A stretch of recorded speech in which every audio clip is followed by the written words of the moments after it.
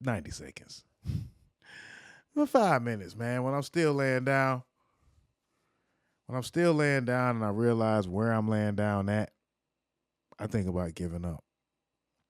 But giving up is like death, man. Giving up is very hard to do at this point because there's nothing else that I want.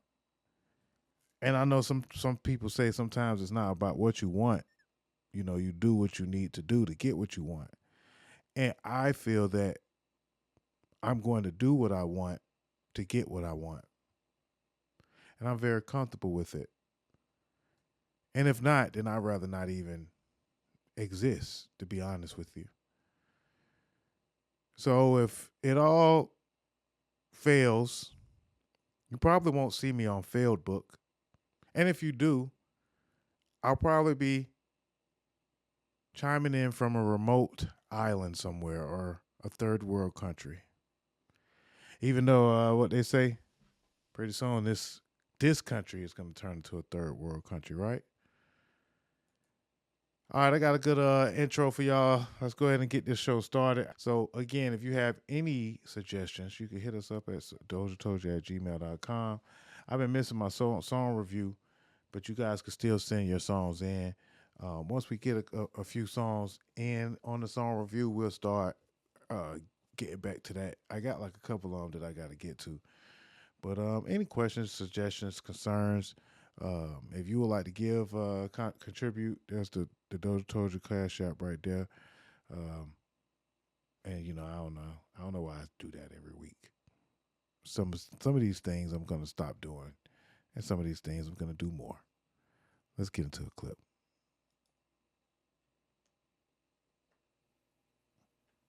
I was born in the U.S. I consider so I'm not a Black American. I'm an African American. I'm a first generation American. My parents are from Kenya. I was born in the U.S. I consider myself Black. I would like to be a Black American, but I know that I'm not. I know my roots don't go to this land as much as the actual Black Americans do. But I want to say something. People of color in America, not Black people, people of color, Africans who come over here, Somalians, Hispanics, Asians, people of color who come to America, when are y'all gonna start listening to the Black people? They've been here forever. When they tell you that when they tell you these Republicans ain't on your side, you just think, oh, I'ma just vote my way into their side. It don't work like that, bruh. It don't work like that. Why you think there's no coon behavior in the Black community? And when there is, they're kicked out. Candace Owens can't come back to the Black community now. And she crashing out. And she got no community to come back to now. You got the President of the United States saying that Somalians are garbage, their children are garbage, and they don't do shit. And the Somalians came on the fucking CNN and said they're Republicans and they would still vote Republican. Are you dense? Are you dense? Are you dumb? How many times they gotta show y'all they don't like y'all? Y'all are useful idiots. We got Vivek Ramaswamy. He's doing his best white man impersonation. And if you go read his comments every day, they remind him that he's not white. They're trying to get his ass out of here too. People of color in America, yes, people of color, not Black people, because I've learned in my 30 years, people of color does not include Black people. Wake the fuck up and listen to the Black people. They're trying to tell you how this shit works. There's no escaping this. You're never gonna join that club. Hello. Yeah, so I'm not a Black American. And if you aren't Black American, you know, being Black is all right with me. Hell, being white and being on the right side of white is all right with me, man. I'm no longer doing this divisive thing, but those that are on whatever side that they're on, we will address them accordingly, and then we will just ignore them also accordingly. You know, we ain't got to continue to separate anymore. I think that the diaspora wars are foolish.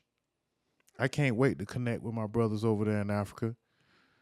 I love things about the Asian culture. I love the Spanish culture. I can't wait to take what we're doing here global. But as far as American culture, Blacks are experts. in so many ways. And we're going to have fun on this iteration of the show. I'm going to try to bring in a show every day this week, y'all, because it's just so much. It's so much that I miss out every week that I don't talk about. But we're going to get into it today. Been a lifeline for the black middle class. But as the government shutdown drags on, that lifeline may be unraveling. When I was terminated, I was devastated. Denise Joseph was terminated after nearly a decade at the Department of Education. She thought her job was secure, but just one day after the inauguration, I got the email stating that I was put on admin leave. I thought it was a joke. She, along with these two other former federal government employees, are now turning to other jobs or sectors altogether. Black workers have long dominated the federal workforce. Last November, nearly 1 in 5 federal workers identified as black or African American. Since then, the Department of Government Efficiency's reduction in force has led to thousands of federal job eliminations. Federal data showing black unemployment rose 1.5 percentage points from February to August, more than any other demographic group. Due to the ongoing government shutdown, the latest unemployment rate for September is unknown. I'm demanding the Federal Reserve take immediate action. With black women deeply affected by these cuts, Representative Ayanna Pressley is now calling on Federal Reserve Chair Jerome Powell to act in a letter first obtained by NBC News. The Fed declined to comment to NBC, but Pressley's office said they did respond to her letter. Pressley urging the Fed to use all available tools to uphold its mandate of maximum employment, and that includes black women. This is disruptive of livelihoods and lives. This panel of black professionals tells us the disruption is palpable and feels personal. I thought once I made it to this level and was in this position that I would retire here. That I, as an individual of color, I made it. Bobby Boyd's entire unit at the Department of Energy was eliminated. He took deferred retirement and now works for state government in Kalamazoo, Michigan. My goal was also to retire from the federal government and to have that stripped away for nothing that you did. It's a ball of emotions from day one, and it still is. It is traumatizing. Nina Allen, once an executive coach at the Department of Education, pivoted to the private sector. But experts like Damon Jones say that pivot comes with a cost. These types of jobs in the public sector were more likely to be unionized. Better benefits packages, better retirement packages, more stable employment when there's a downturn or a recession, and other types of union protections. I think in the private sector, you have a bigger chance of maybe rising to some of those highest levels of income and wealth, but it's a small chance. And economists warn late career transitions can mean lost pensions, reduced earnings, and potentially delayed retirement. If you had the opportunity to go back to your federal job after all of this, please raise your hand if you would. I would. Yes, I would probably go back once I achieve what I need to accomplish here in my hometown. I would at a higher position. And Nina? Yes, definitely I would go back. Being a veteran, I'm bred to serve. So I can work through anything and make it work and pivot where I need to. Hold But on. yes, definitely. Stop it right there. Bred to serve. I didn't like the way that sounded. I mean, of course, she blamed it on being a veteran. Thank God. But being bred to serve? I mean, that was just a tricky statement because it's one that you can't use in a lot of different ways. Like if I was like, oh, you're a woman, you're bred to serve, that's offensive. If I was like, oh, you're black, you're bred to serve, that's offensive. If I was like, oh, you're short, you're bred to serve, that's offensive. If I was like, oh, you're wheat, you're bred to serve, that's a bad joke. I would go back. All black professionals still ready to serve their government that shut down and shutting them out. Zinclair Samoa, NBC News. I like that name too. Zinclair Samoa, NBC News. All right, man. Black government workers been looking in other sectors as unemployment rises, man. In fact, unemployment is hitting record numbers. I seen a tweet today that discussed how layoffs are nearing the Great Depression. And I mean, there's still some folks that feel like, hey, everything's okay. Some folks they feel like everything is A-okay. And I mean, you know, we try to stay positive and productive, but you know, you got to call a spade a spade. U.S. layoffs set to surpass the Great Recession levels, on track to be worse since the Great Depression. Announced job cuts. These are just some charts. Maybe you guys may understand these charts. Maybe you won't. Yeah. I mean, I don't have a job. This is my job, right? But no, I do have a job. I have actually several hustles, and I think that that's what's going to come out of these job cuts and layoffs. Is just like in COVID, people are going to adapt. They're going to figure out other ways of survival, and some are not. Right? Crime will rise. Once people become very desperate, there will be changes for the worse. And I think that a lot of this stuff I really just think it's by design. It's things like this is what I've been worried about this administration from the jump. But hey, you know, some folks feel like everything gonna be all right. Meanwhile, there are a lot of people out here struggling. You know, in corporate and federal jobs, and also in agriculture and the farmers. Hey, family, listen. There is a black-owned farm here in Georgia that has been being terrorized by white folk. I want to know who it is. Can y'all please help? I want to know who this is. They're poisoning these black people's animals, killing their livestock, burning their woods, even killed some of their dogs. Please let me know who this is. I would like to help. My brothers and I would like to help. And brothers, if you down, let's ride. Find out who this is. Please, ladies, y'all women that have investigative skills, please let me know who this is, please. Y'all are great at this shit. Please let me know. Bye. Yeah, but they use it for the wrong reasons a lot. Where's Candace Owens when you need her? My man said black-owned farms in Georgia are being targeted by racists. And Recio Jones, KOA, on TikTok is looking for information. I think that racism as a whole is on the rise in this country. The melting pot is boiling, and Trump has a lid on it. Trump has turned the melting pot into a pressure cooker.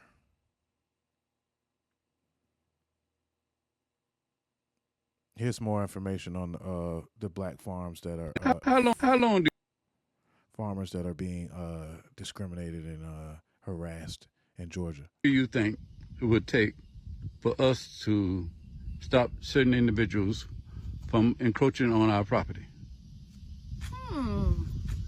Let's find out. Okay. 1, 2, 3, 4, 5, 6, 7, 8, 9, 10, 11, 12,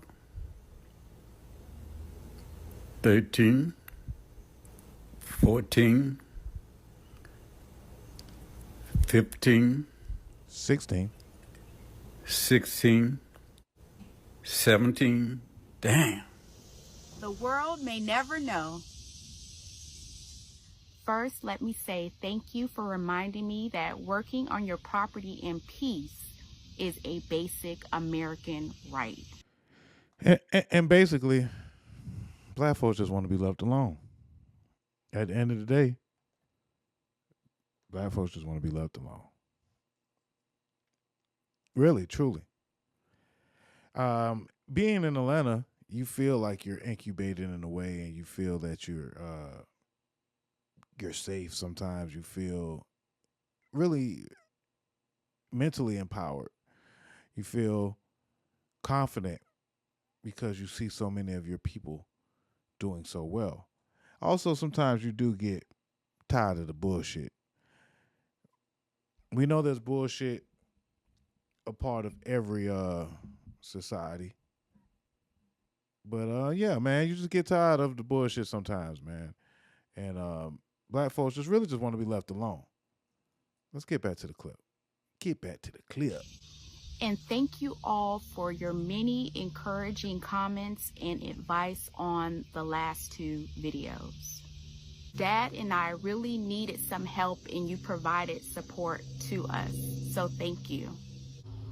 I am using this video to share with other property owners who may be experiencing the same situation. One good suggestion was for me to contact the game warden. A lot of people suggested that online, and I think that's really beneficial to people that have illegal hunting taking place on their property.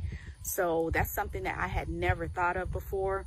And from my understanding, the game warden can actually do way more to enforce respect for your property than the local law enforcement.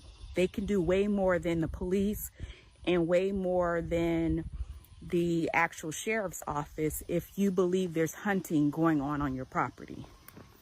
Another suggestion is to document, and document some more.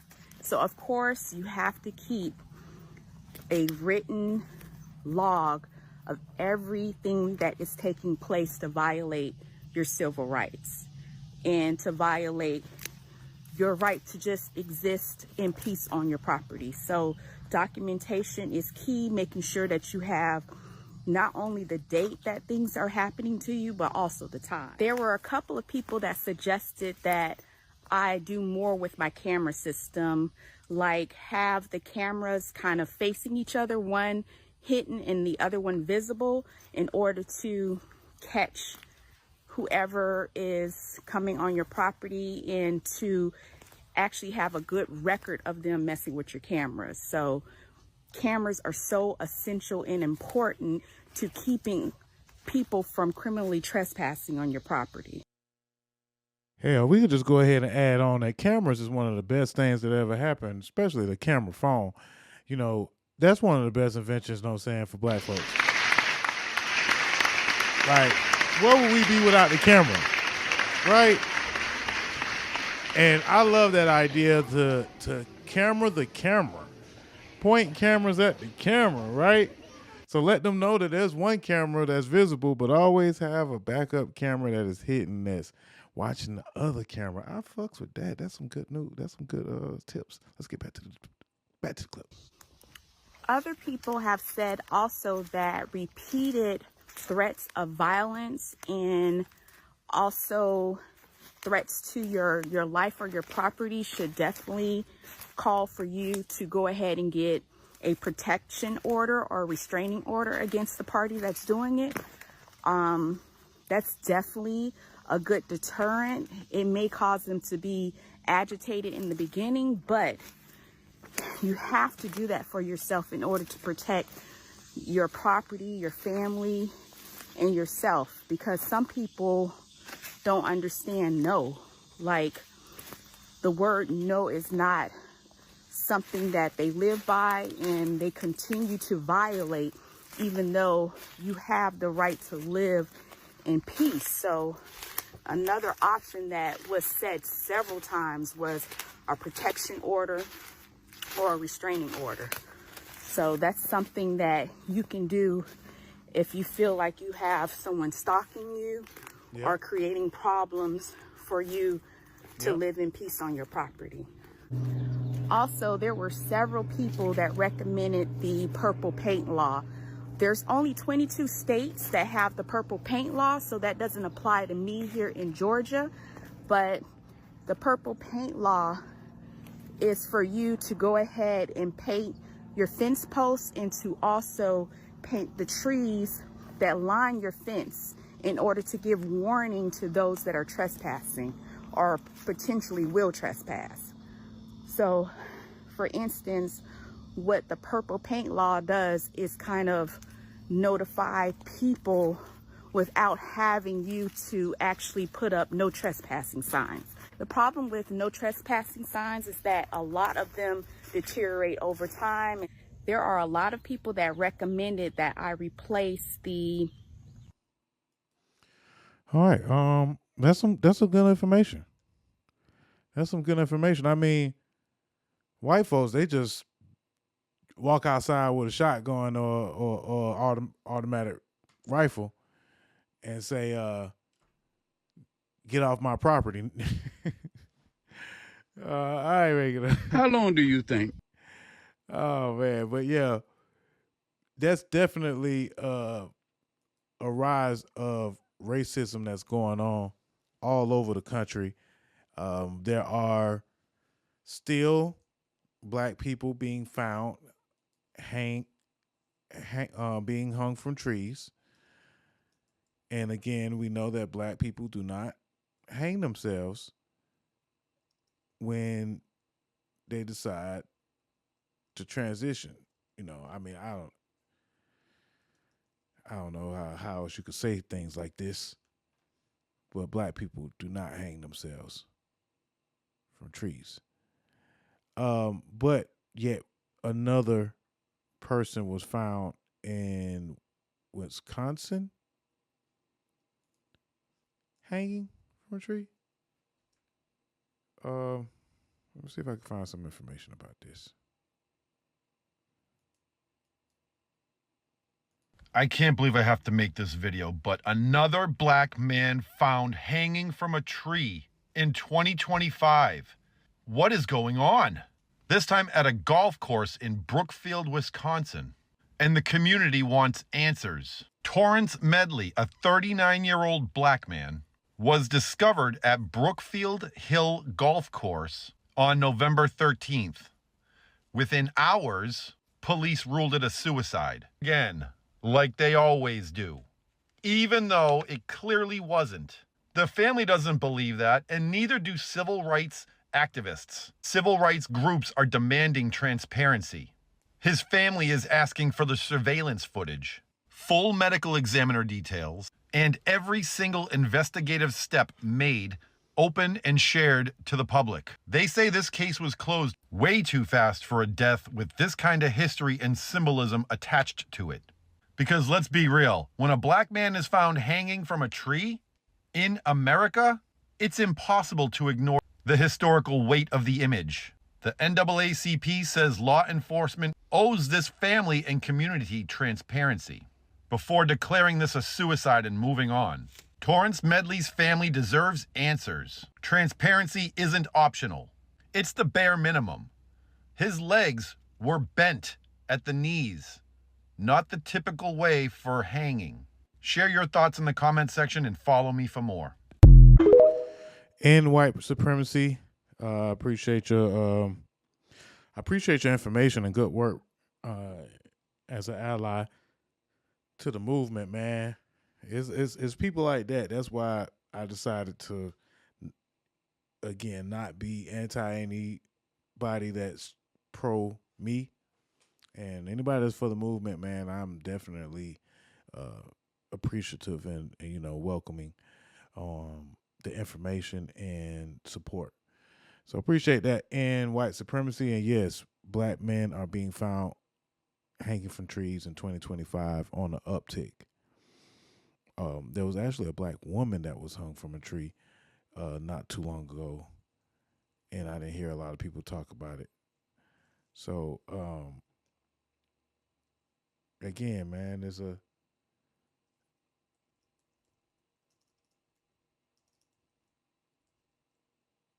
a lot going on, man. That we one day we're gonna have to accept that we're at war. the culture is being attacked. Every month is things like this that are happening.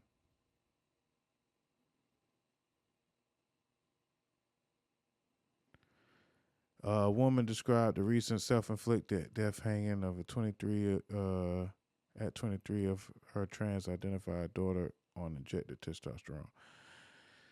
Yeah. All right, so I'm going to try to move on and keep somewhat of a brightness in our show, but I don't think so. I don't think so. I think that this is going to be a very triggering episode racially. It is what it is. I mean, it's just what's been going on. That's just what's been going on in the country, man. There's a lot of talk about it. It's all over. It's all over everywhere you look. You know what I'm saying? There's a woman that's calling. All right, we're going to talk about her after this. But first, let's watch another clip. America, in the next 20 years, will become, for the first time in its history, a minority white country. Well, that will be a very, very bad thing to happen. You want to see the US go down? Why? Oh, you don't like cars and electric cars, and you don't like technology, or what is it? You want to go back to the jungle, or? Yeah. Wow. Yeah. So, I've spent a long time doing this, speaking to folks who do a lot of the sort of coded language when it comes to race and things like that. Racism. It was quite clarifying speaking to somebody like Elon Musk. By the way, that was Elon Musk's father. That is gaslighting and, fanning fears of white genocide. This is the father of the richest man in the world, and this is how he feels.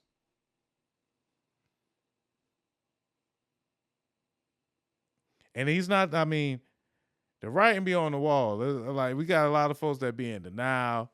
Be like, oh yeah, racism isn't real. America's not a racist country, even though that he's not American. Racism is a worldwide epidemic. It always has been. But it seems to be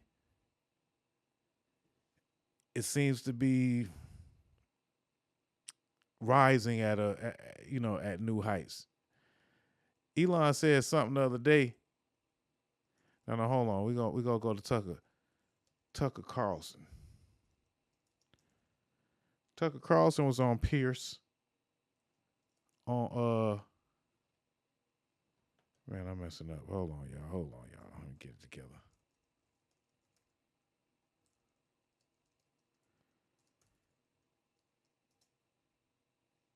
It seems like now when I press the doggone button.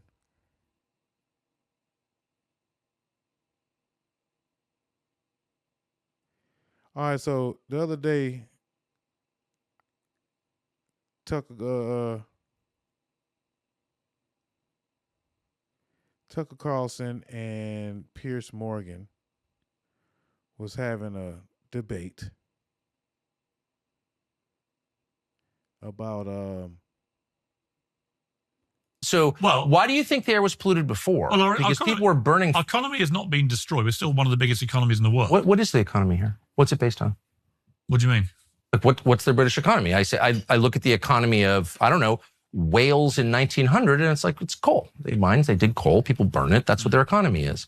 Look at the economy of Sheffield or Birmingham 100 years ago. Well, of course, it was steel making. What's the economy? There's still a lot of manufacturing in the UK. A lot of but as a percentage, your economy... percentage of manufacturing would be a lot less.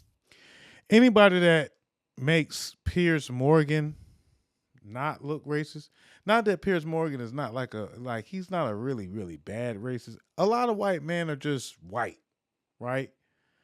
And inherently, sometimes being a white man can mean you're racist. It's not every white man that's the problem, but a lot of white men, they have this they have this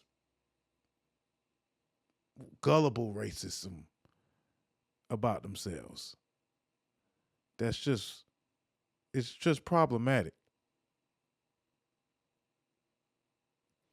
It's just problematic, and it's problematic for the whole world, actually. Let's see. What can I find this doggone clip?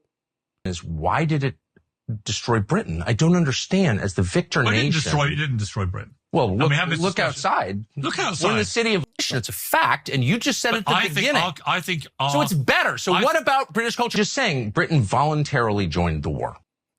All right, I found the clip. I found it. I mean, again, anybody that make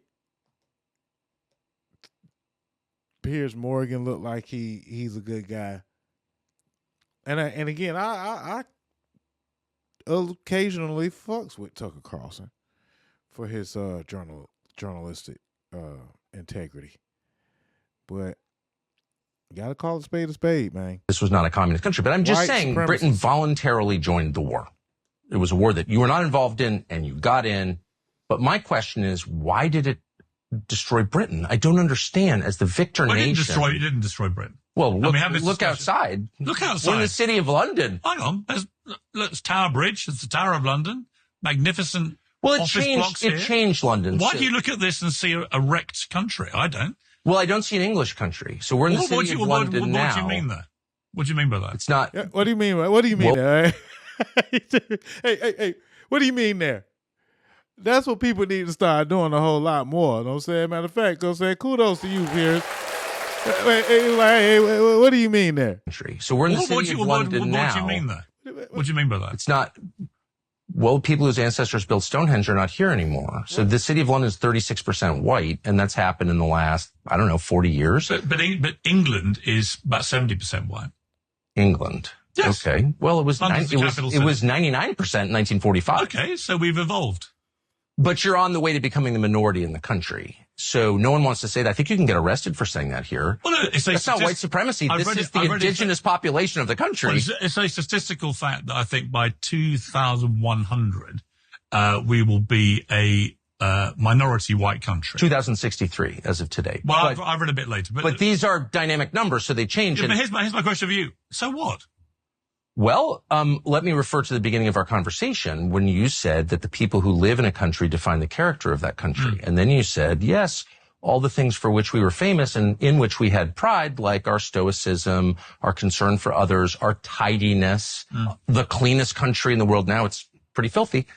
All those things change when you get new people moving there. You said that. I mean, you're the racist, not me. So I'm just using the parameters that you set. No, you're the racist. And then they be confused because I guess it's different levels when it comes to racism. So, you got Piers Morgan, who may be a soft racist.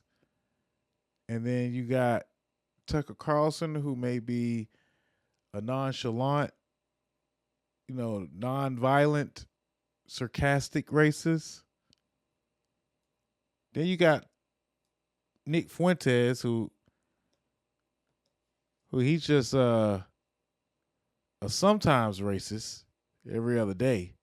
Sometimes he like black people, though. A lot of times he actually like black people. Early joined the war. Now it's pretty filthy. No, but that's what you said. I said there was creaking pressure on public services, non-white people coming to the country. Well, that's not me. So I'm just using the parameters that you set. I did not say that was down to you didn't say white people coming to the country. Well, that's who lived here. I don't believe that. No, but that's what creaking pressure on public increased population. But you also maybe foolishly admitted the truth. You could get arrested for this. I know the stakes are high. But you said that when the people who live in a country change, so does the culture, which is like the most obvious. It's like when it rains out, it gets obvious. It's like when it rains out, it gets wet. That's not a controversial observation, but it's illegal here because it is true. And my only point is not against. I've already said, I like the Bangladeshis better than I like the liberal whites in your country. A lot more. They've never yelled at me. I'm not attacking them. I'm just saying the things that made Britain, England. Is there still an England? I have no idea. those are going away because there are different people living here. And if you think that those are good things in the same way that the Swedes or the Chinese or the people in Burundi and Chad, they like their culture. It's their ancestors' culture. And now it's gone. And like, why can't we say that's bad? Well, because you may think it's bad. It's good? I love living in a very multicultural But you're rich. I mean, but you're rich. My boy say, hey, man, I love, know what I'm saying, looking at some, know what I'm saying, nice black women every now and then. Everybody loves Spanish women. Know what I'm saying? Well, mostly everybody. Like, you know, you like Spanish food. Some folks like Indian food. Some folks like to get their halal. You know what I'm saying? Like, come on now. Everybody like that. Y'all love the diversity. And you go to the white parts of London, and they're exactly the same as they were when I was a child. I've been coming here for 50 years. They're exactly the same. The neighborhood I'm saying is exactly the same. Which do you think is a white part of London? I'm not going to tell you. Well, that's a little test for you. Which area of London do you think is white? The one I'm staying in right now. The one where my relatives live. Where? I'm not going to say. No, you don't want to say because you know that I'll immediately say, come on, there's loads of non-white people living there. There's no By the way, white, I'm not against non-whites. There's no exclusively white area of London. Okay. There's not. Yeah.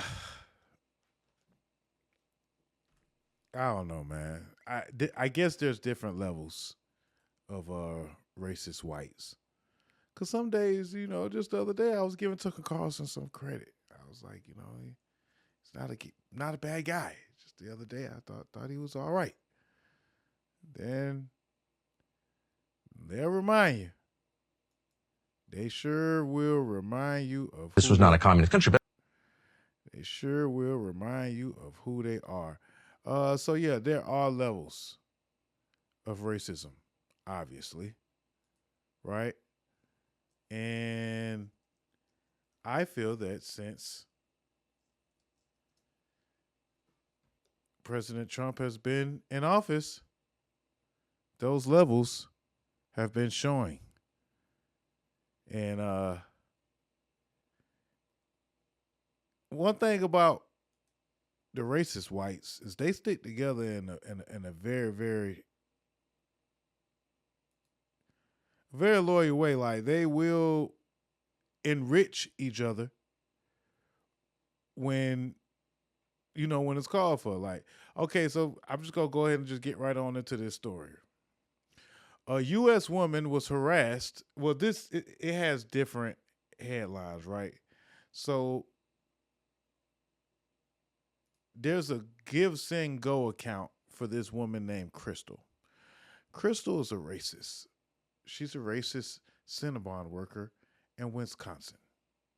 And she was fired after a video went viral of her calling herself a racist and saying the N-word, nigger. Crystal was going off on some Somalians in Wisconsin. And I don't know why Somalians, I do know why, because the president has made them, you know, the new attack. He's made them the new target, the new bullseye for the month. But this viral video took Crystal out of her job and into a power racist grift. And now there's a Give, Send, Go with a goal of $100,000. Why would she need $100,000 to be more racist? But the goal is $100,000. I think they probably raised about 40 so far. I don't know. It was 20,000 last I checked, but I think it's more than that by now. Let's get into the clip of Crystal, the racist Cinnabon worker. Sexualizing your body makes you a better person. Are you recording? Now, this is the full context. At first, there was just a clip of her just saying the N-word, saying nigger and things like that, and saying that she was racist. So the short clip is just this. Person? Are you recording? Are you recording me? Sexualizing your body makes you a better person. Are you recording? I'm gonna record you. Yes. Do you want me to throw water on you? Sexualizing your body makes you a better person. So I don't know. They got into a argument over, I guess, the hijab and the way that she dresses, or something like that. And they raised $54,000. Racists be getting paid, boy. I might have to goddamn find me another job. Hold on, let's get into the clip finally. Your body makes you a better person. Are you recording? I'm gonna record you. Yes. Do you want me to throw water on you? I am racist. So idiot, for And real. you are an idiot. No, I I'm am not. racist, and I'll say that to the whole entire world. Don't be disrespectful. You ruin your life, by the way. Oh, you talking about respect? You talking about respect? You are fired from this place, man. You're not gonna be working here. Suck what? Look how you talking about ugliness? Did I stutter? You're the ugliest person I ever seen in my life. Good. No, we're not. No, we're not. No, we're not. Because you know damn well you're a That's fucking respect. evil That's fuck. respect. Keep squeezing that caramel, bitch. Get the fuck out of here. That was meant for you. Yeah, so after Crystal confessed her racist ways, this viral video got her fired. And after she was fired, what's next? The racist mob or, people in America or wherever have been giving her money so she can live and be more racist and be proud of her racism. You know what I'm saying? You gotta hand it to them. So far, Crystal has raised $54,000, over $54,000, and this is within a matter of a week. And this is during, I just was talking about how many jobs was being lost, like more jobs being lost than since the Great Depression. Yeah, we're in the middle of a recession, but it ain't a recession when it comes to being, funding the racism. They always got enough money to fund the racism. I said, don't let them fool you. When they say, how we going to pay for that? They'll say, hey, y'all find a way to pay for the racism. Y'all can find a way to pay for it. Yeah, so the campaign was created by Tom Hennessy. I don't know if we can even drink Hennessy no more. Tom Hennessy is creating campaigns for Crystal. They go around and call people niggers. And I don't know, man. It's like, I'm just getting so tired and fatigued on being triggered by racism. Not saying that, I don't think it exists and I don't think that people should be offended or I don't think that she should be punished. But I don't think that you should just ignore racism. I think that even this, right? Even me giving her light on my campaign and we talking about racist white folks throughout the program, that's basically just giving them promotion and so I'm getting quite American racist fatigued. While some Americans may be black fatigued, I'm getting racist fatigued. If there's a such thing as that. Anyway, moving right along. Let's see.